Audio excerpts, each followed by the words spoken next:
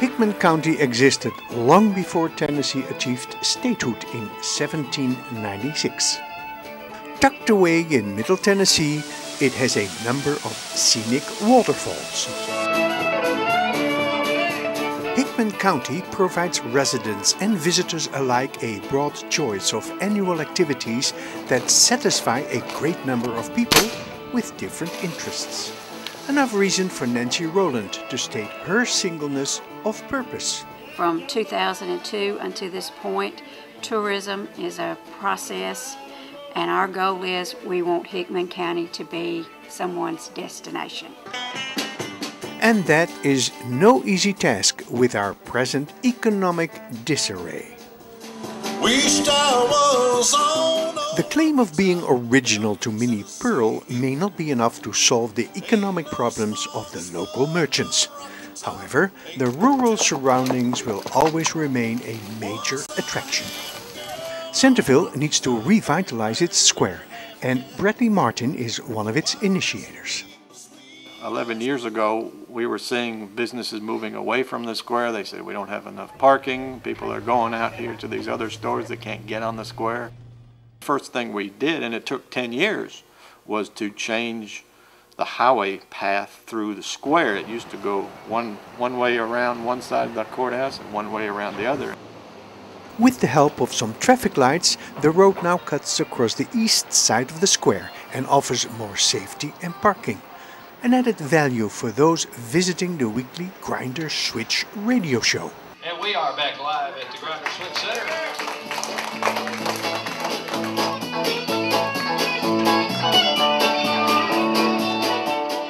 It's an hour and a half of music, local entertainers. We've had some Grand Ole Opry folks who've come and joined us on Saturday. We have a live audience, comes in, sits down. It's streamed over the net, going all over the world.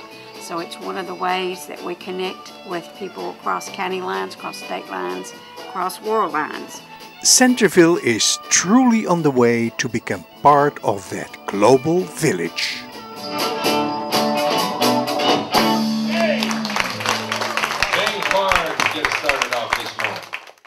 Step 2 we're in now. We had a major meeting in this building last spring, and there were 34 people that came in at night, which is unusual for us to have a big meeting at night. We all agreed that the major thing the square needed was a viable courthouse. All the government building offices have moved out, and they said, we want this courthouse to be part of what we're doing. So downtown Centerville has been working on a plan to develop the courthouse as a cultural arts center. Archives, county archives is here. And a tour through the empty, cool courthouse energized one's imagination about the potential of this historic building. And here, all these pictures go back to, it's on this wall here, go back to the 1800s. You think of something that a community would enjoy doing, we want it to be in that building, basically. So that's a vision there.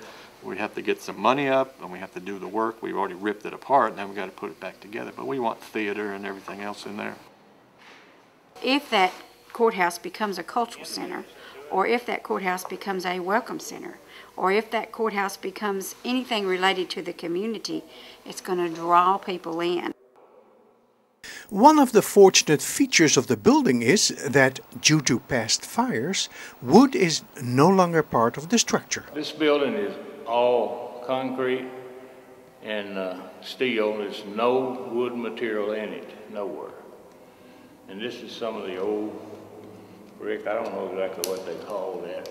What reflects our community. That's a vision. We want that to be part of our square. Hey, it's good to be back home again. You know it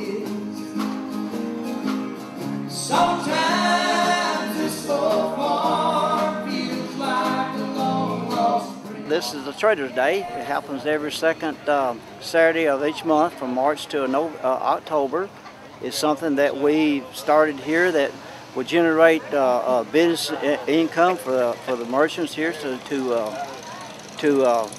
offer the people merchandise like a yard sale. So the city has agreed to let us have this whole side to see how it would go. And it seems like every time we have it, the quality of the merchandise is going up and getting better quality, homemade, arts and crafts. People make things and bring it. So it's doing real well. However, all is not well. There are 11 or 12 business spaces on the square right now that are vacant. And I think maybe all of them, maybe there's one that's locally owned that I'm aware of, but the rest of them are owned by people. One guy lives overseas. Those absentee building owners are not, or don't seem to be, making any visible effort to rent their vacant facilities.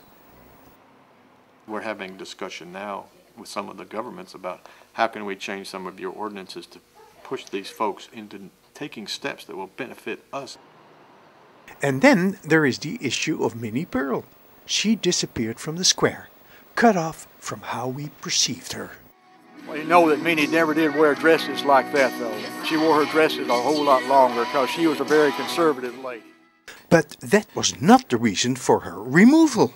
When the gentleman that developed the statute gave it to the town of Centerville, he included a stipulation that was overlooked. Nobody paid attention to it,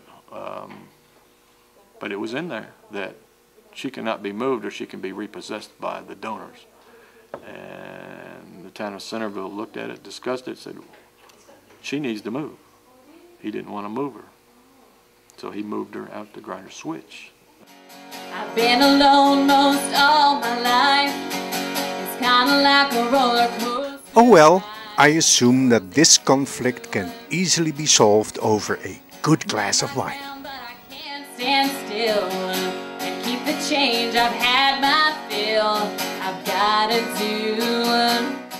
A place for her return has already been provided for. Revitalization of the square is well on its way, but it needs more than just planning, funding and construction. It needs to develop a connection with the community, action that blends wholesome activities with economic survival. A new heart can only succeed with a renewed spirit. I hope it's going to encourage the merchants here on the square to open their doors and realize this is an opportunity for them to market their store merchandise. We decided that the square is a historic part of our town and it's been the heartbeat of our town. We have an annual major event on the town square every fall. Centerville was organized in 1823 and I think this square has been there probably before that. In 1886, Hickman's County iron ore was rated as the best in the state. A lot of water has passed underneath the bridge since. The timeline of Centerville's history shows many ups and downs, and the greatest challenge of all is that responsible people press on and provide the next historical content. That's one place I won't be when I feel working. Lost my two hands off it to you. Funding for the revitalization of the square is within reach. We've identified one as a USDA Rural Development Agency, which has been very helpful in rural areas and in this community as well, which provides low interest loans and some pretty good sized grants. So we're thinking maybe it'll cost $500,000 and we'd have to come up with $100,000 locally if it goes like our penciled in plan goes.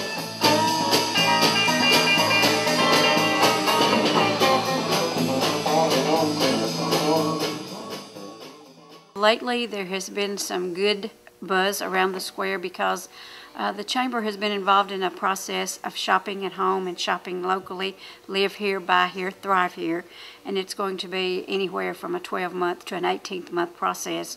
Last year here in Hickman County for 2009, tourism industry in Hickman County was a $6 million plus business. That's one place I won't be when I feel working. Lost my two hands off it to you. Yeah, I drank my beer and tavern, say a little bit of this working man blues. Let's do it one time now.